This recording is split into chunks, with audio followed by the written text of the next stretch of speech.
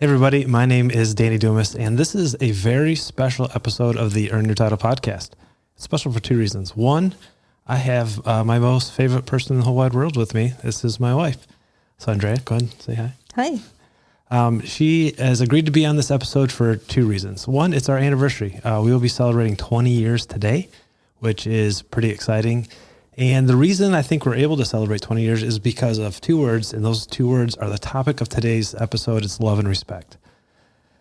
We have, I think we figured it out. It's taken us quite a while. I've messed up quite a bit, but love and respect, I feel, and I think she probably would agree with me, is kind of the bedrock of a successful relationship. And normally I'd be talking to guys. Hey guys, my name's Danny Dumas, but I just said, hey, because I'm hoping that there's ladies on the show. I'm hoping that someone in your life, a man in your life, husband, father, brother, fiance, boyfriend, has sent this to you and said, hey, I want you to listen to this. If they did, I want to congratulate you for two reasons. One is you've got a good guy. You've got a guy who realized that he's not perfect, and he realizes that he wants to make the relationship better. And he's trying. He's listening to like my podcast. We spend, once a week, we spend 20 to 30 minutes talking about how to improve as a man, just how to be better. It could be physically, mentally, emotionally, conversationally. We're trying to get better. And that's really good. So congratulations, you got a good one. And secondly, congratulations to you. I want to compliment you that you're the kind of woman that a man could send this to and they're not going to get offended. They're not going to, get upset and like, well, you're trying to fix me. For one, they're not trying to fix you. The reason we're doing this today is that your guy needs something from you. And we're going to talk about that. But before we do, I want to explain kind of why I have Andrea here with me. She's going to be my translator. Okay. And I use that word specifically, and I've got a very funny story. She's from, if you're not watching this on video, she's from South America. She's Latin American. Santiago, Chile. And when we were dating, so she moved here for about 6 months. We started dating, and then she had to go home. Her visa expired. So we were going back and forth. And at one point I was down in Chile, and her sister is younger than her. She was probably 6 or 7 at the time. And my Spanish was muy malo, very bad. And she comes downstairs. She's got a cowboy hat on and she's got cowboy boots. And I was being, I thought, very nice to my future sister-in-law. And I said, mira, which is like, look at it. And I said, mira un vaca niña, which would be a cowgirl. Right. And she was a little chubby at the time. And she started crying, like just tears coming down. Andrea wasn't there. And I'm like, I don't know. And she didn't speak good English and I didn't speak good Spanish. And she's crying. And I don't know why is this little girl crying. I just called her a cowgirl. Like that. Right, literally. So what I didn't realize is that I translated the word literally cowgirl. So I called her a little cow. Right. How would you say it in Spanish? What would be the correct way? Vaquera. Vaquera, right. Yes. Not vaca niña. No. And the point of this story is that guys speak guy. We see things through blue sunglasses and we hear things with blue hearing aids, and girls see things through pink sunglasses and they hear things through pink hearing aids. And despite us trying to do our best, we fail in communication. So this whole podcast is to give you some tools and maybe some understanding of how you're communicating and why sometimes that's very frustrating to a guy. And then maybe to explain like why I'm responding or why your guy's responding to you, and it seems very unloving. So if you can kind of agree that maybe we're not always going to understand, hopefully me and Andrea can bring to light some things that you can do to make your communication better. So the first thing we need to do is we need to set some ground rules. And I would say this, I told the guy that sent this to you that he could not send this podcast to you unless he agreed to something. And so I'm going to ask you to agree to that as well. And that thing is, I told him when he wakes up in the morning, he has to assume that you are a good person that doesn't wake up and try to just ruin his day. So I'm asking you to do that to him. Assume that when he wakes up, he's not trying to drive you nuts, that he's not trying to, annoy you, that he's not trying to bother you, that if he's doing something, I want you to assume the best. And I think that's fair. And that's something that I think me and Andrea have figured out, that I'm not trying to annoy her and she's not trying to annoy me, even though that does happen. That does happen, yes. And so I realized that when she's annoying me, I'm looking at things through blue sunglasses, and I don't know why she's doing that, and vice versa. So that's rule number one. And it is really important. Assume the best from your guy. He's not waking up in the morning trying to bother you. So let's get to love and respect. Love and respect are vital for relationships. You have to have both. Men and women both have to have that. And I'm getting all this from a book called Love and Respect by Dr. Emerson Eldridge. A couple of weeks ago, me and Andrea went to a marriage seminar, and it was really powerful. So the basics to have fulfillment in a relationship, you need love and respect. The difference, though, and this is tough, is that just like food and water is a necessity, we have to have it. For Andrea, she needs love at a higher frequency than respect. It's like food and water. She needs water every day. You know, if you're in a survival situation, after 3 days, you could die without water. For ladies, for you, that is love.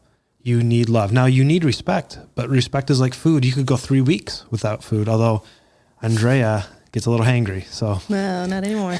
Not after kids. Yeah. So, you know, she needs respect. You need respect, but you can go a little bit longer without it. Well, and this is what's very challenging for you as a woman, to realize that men need respect like we need water. It's something we need every 3 days, or we die on the inside. You're going to say something? Yes, I was going to say, because you have said you're really good at showing me respect. What does that mean? How do you feel respected?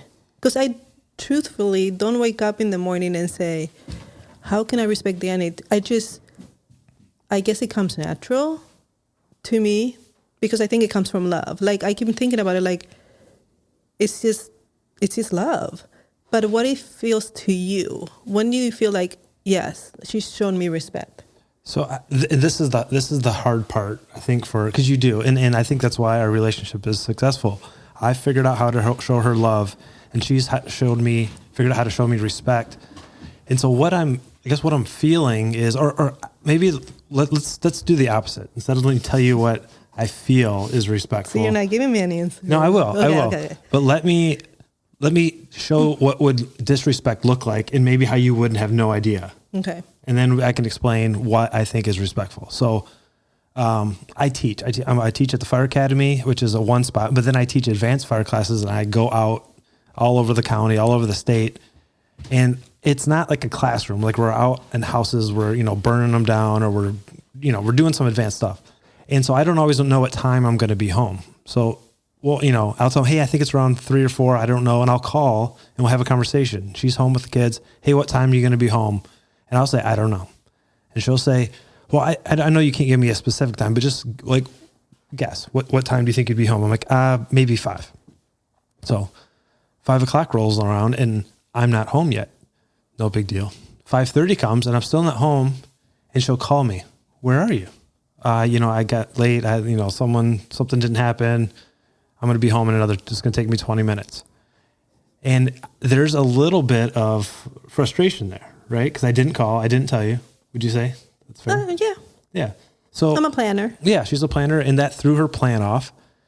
And so because she called me, and this is what will go inside my head. She calls me because she loves me, right? And maybe she's worried about me, and she just wants to reconnect. And we'll talk a little bit about how you as a woman are an integrated person, where I am as a man, and I am a segmented person. So we'll get to that in a second. But in this scenario, I didn't call because I told her I didn't actually know. She wanted a time. I gave her one. It was wrong.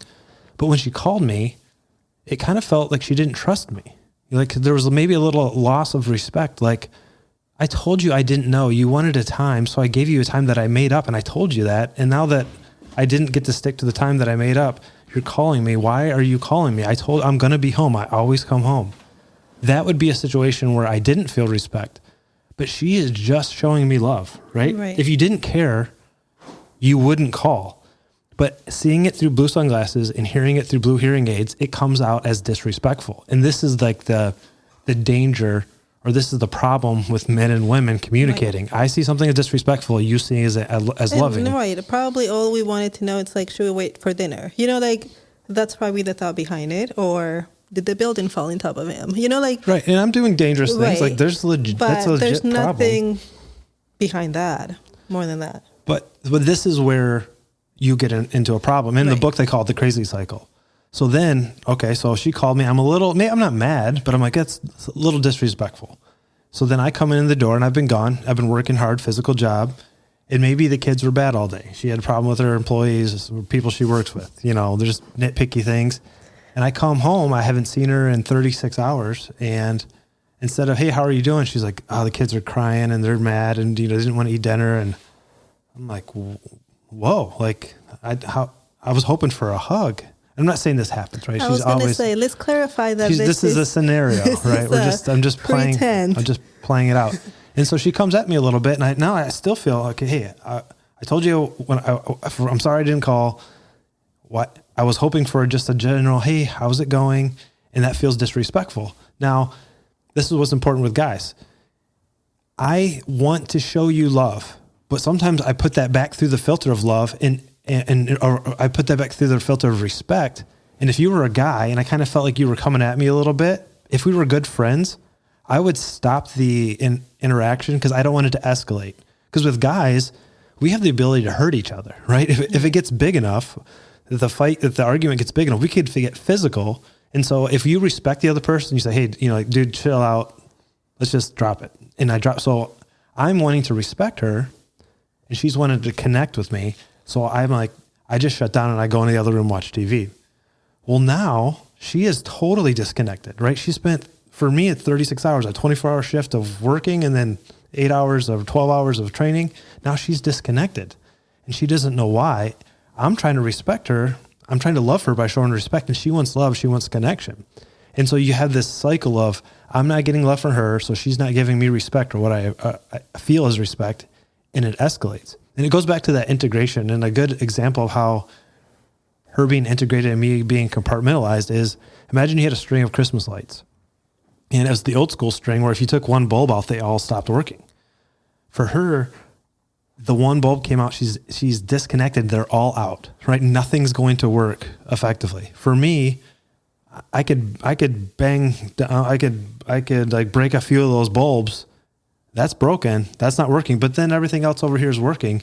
And I don't understand now 3 hours later why I can't just make it all good. It's because she hasn't fixed that light bulb yet that I broke earlier. So we have this cycle of the crazy cycle. I'm not getting love, so I'm not showing her, or I'm not getting respect, so I'm not showing her love, and we're going in a cycle. That is like that is what happens. Have you seen that?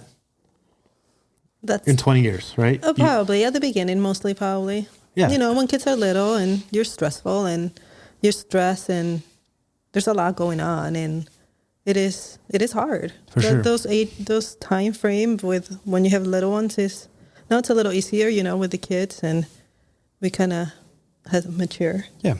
So that's the crazy cycle, and that's love and respect. I'm showing her love by respecting her, which is not what she needs. And so the last podcast I had was just about guys telling them, hey, you need to love on her, not by showing her respect, but by communicating with her. She needs to have a verbal connection with me. If I was a female friend of hers and they had a conflict, they wouldn't drop it, no. Right? They would talk about it over and over and over again, maybe, right? Yes, absolutely. Until it resolved, and then both of them plug their light bulbs back in, and then the whole strip works, right? The whole thing works. And as guys, that's what hopefully your guy is going to be doing for you. You're trying to engage with that. But this is about you helping him. And this is the one thing that was challenging for all of us guys, is to realize that I can't get respect. I have to be given respect. Like you have to give it to me, and there's nothing I can do. And that's very vulnerable. Like as a spouse specifically, I need to get respect from Andrea. And there's nobody else that can do that. There's no one, only your spouse can do that. And that's a kind of a scary feeling because it feels very vulnerable that she has all that power. That's so funny you say that, because when we got married and I moved here, leaving everything behind, right? I remember thinking that what you're saying, like, it's scary, because I was like, this guy literally is holding my heart. And I was like, I moved away from everything. What if he doesn't love me? Like the way I need to. So it's funny that you say that, because I see it, I think about it in love, and you see it about respect.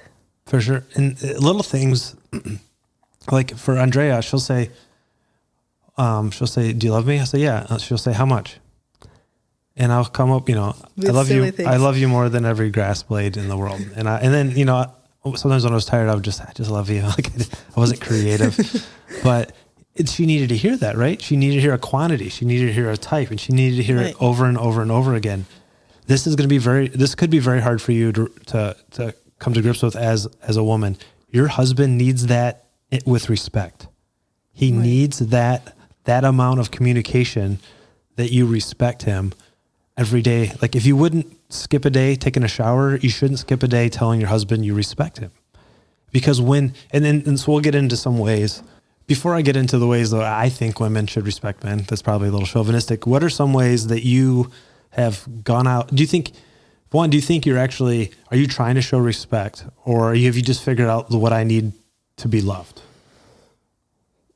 That's a hard question, because I've been thinking about it for the past couple of days since you talked about it. And I'm like, what, because you said, which it was a very nice compliment. You said, you're very good at respecting me. And I keep thinking, how? Not that I don't necessarily know. It's just like, I don't get up in the morning and I say, this is exactly what I need to do, so then I can feel respect.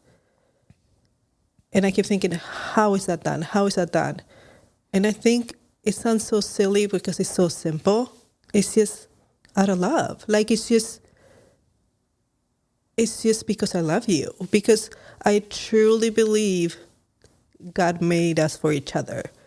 If I truly believe that, why wouldn't I respect you? And why wouldn't I think the best of you? Like, and I think that's something that I've tried to do since the beginning of our marriage. Like, I trust you. And maybe that trust transforms into respect. Because I don't think you can respect someone if you don't trust them. I think it goes together. And maybe it's because I moved 5,000 miles away, right, and you were everything I had. Right. Or maybe because it should be that way. But I truly do. Like, I've heard girls, I'm not going to say friends and family, just girls, say, oh, I will never let my husband pick my car. And I'm like, you wouldn't trust him with that? That's scary. Like, that's weird to me. Like, right. I would. Like, I would like to be there, but if I can't be there, then I can't be there. Like, because I know you're going to look for the best that you can. So it's like the little things like that I think I trust you, so I respect you. So this might be an easier question. Where have you seen, obviously not you, but in your circle of friends, of women you know, where have you seen disrespect that's obvious on the outside going, that's... Yeah, I think the most common one, it's the typical, let's talk about our husbands. Right. And I think that's a really dangerous game to play. I don't play that game. Like, I mean, I wouldn't say, I've never said, guys, Danny did the silliest thing, or Danny did this thing, and we laugh, but I will never put you down. Yeah. Like, and I think that's a game that a lot of people play, and it's kind of, that's, I think, the one that I see the most. I think I show you respect by, I don't know, trust you. So obviously you say it in front of people, not necessarily like I respect my husband, but you'll do things like if you need help doing something, right, and you're with people, like, oh, Dan, I need your muscles.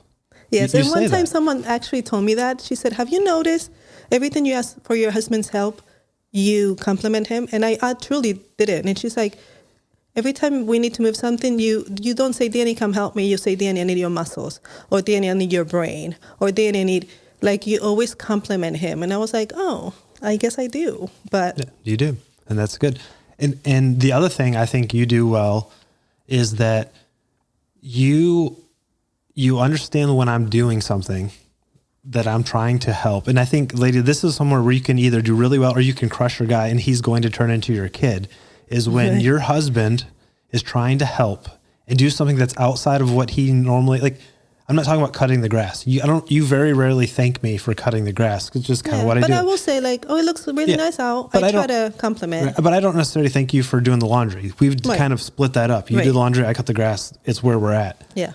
But you've never said, when I went and put the laundry away, that I folded the towels wrong. Now, I don't fold them like you. And I'm sure you probably think that it's not the right way. It's not the right way. But you've never, like, given me a hard time. You never make me refold them like, no, it's in thirds, not halves. I work with guys to this day. We make fun of them for a fold because they folded the clothes incorrectly, and their wife just beat them up over that. That turns your husband into a kid.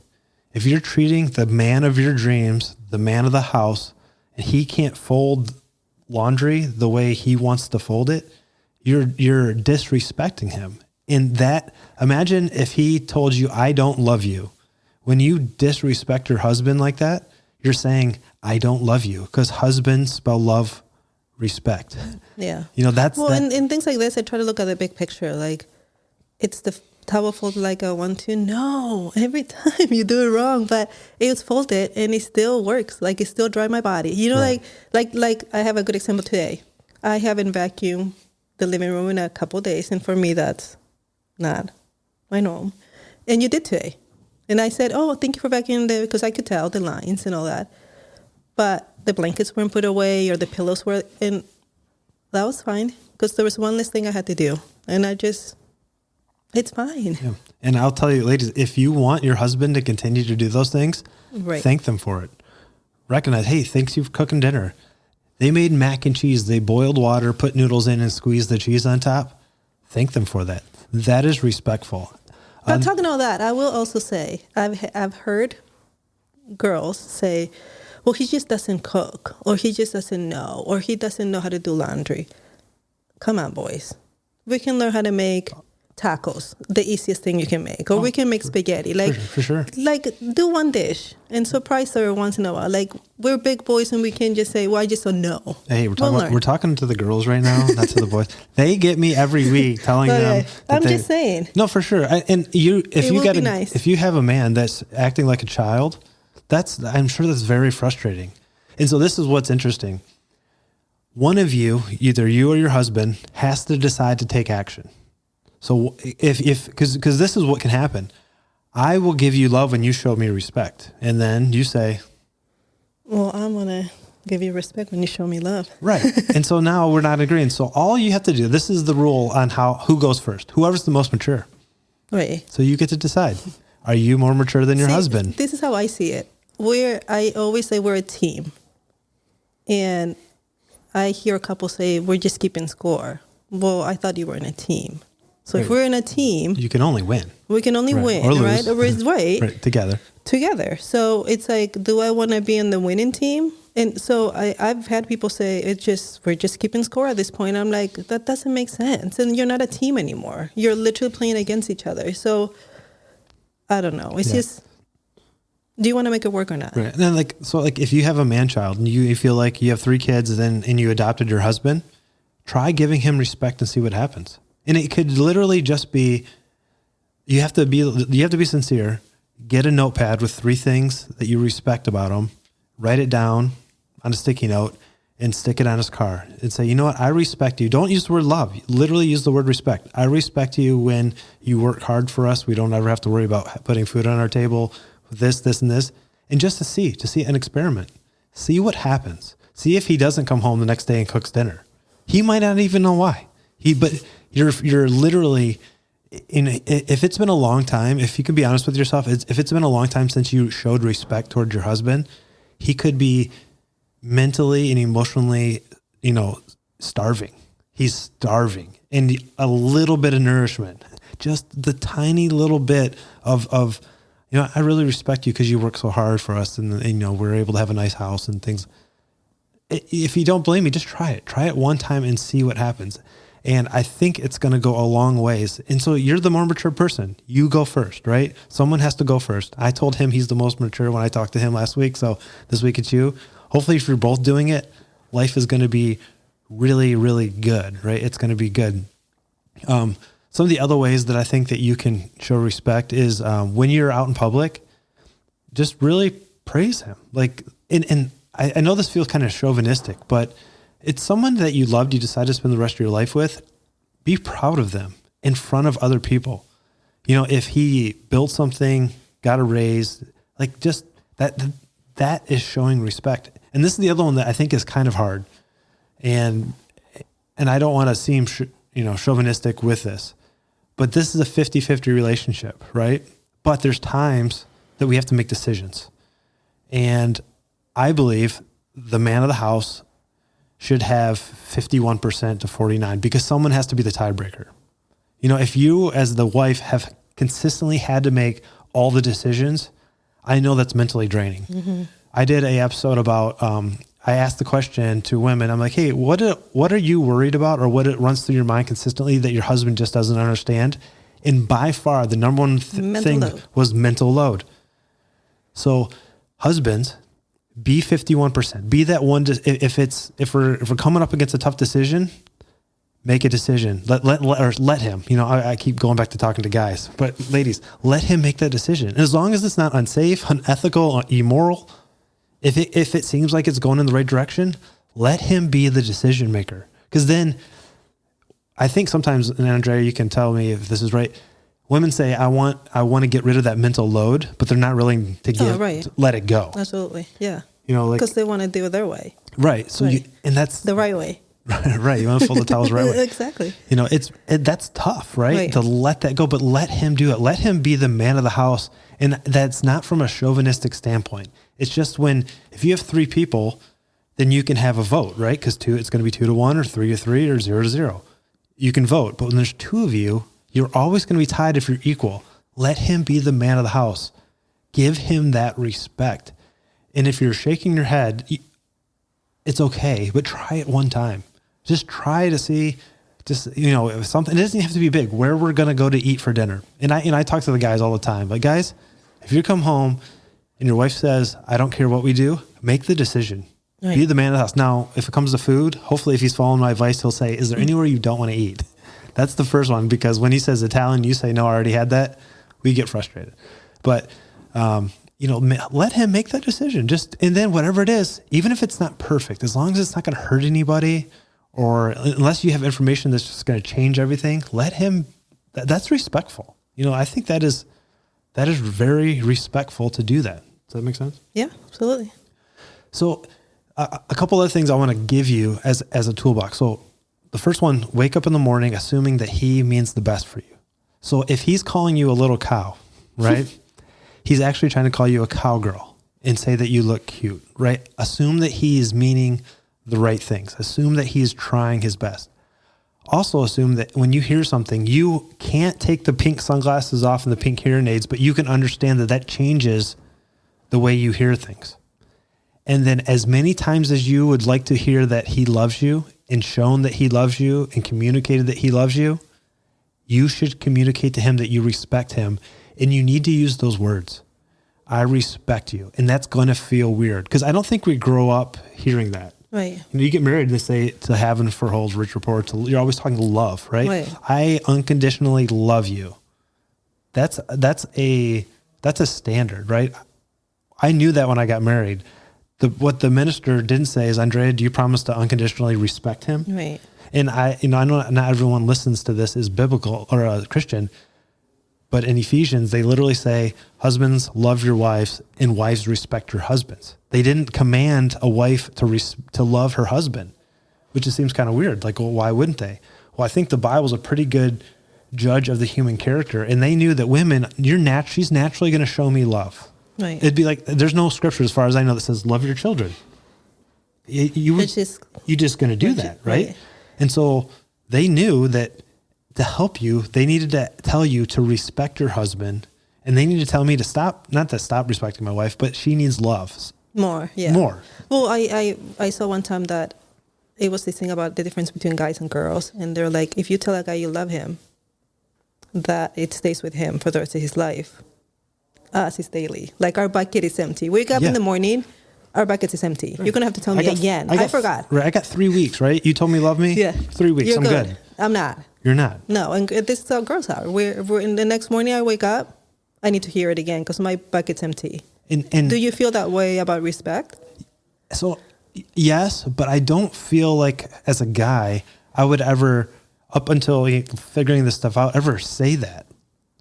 I don't, your husband could be empty inside, but because he's compartmentalized, all the little light bulbs that represent his relationship with you are smashed.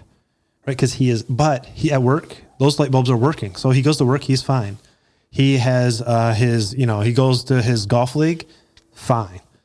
He comes home, dead. And so he doesn't have the words, and that's why he sent me to you, to help you have the words to say, hey, I need that respect daily. Because I think guys just don't have that, right? We're kind of taught to just kind of suck it up and hold it inside, compartmentalize it. I've seen some really, really bad things in my life, and I always just joke with Andrea. I'm like, I don't deal with it. I just put it in a jar, put the lid on it, stick it in my brain, and it goes away. Guys, that's kind of how we deal with these things. But I'm telling you, if it's been more than a week since you're not necessarily that you told your man that you respected him, but you didn't respect. If you haven't respected him in a week, he's starving. He's starving for that, and because he's starving for that, he might have a hard time showing you love. So just try respecting him. Just try respecting him.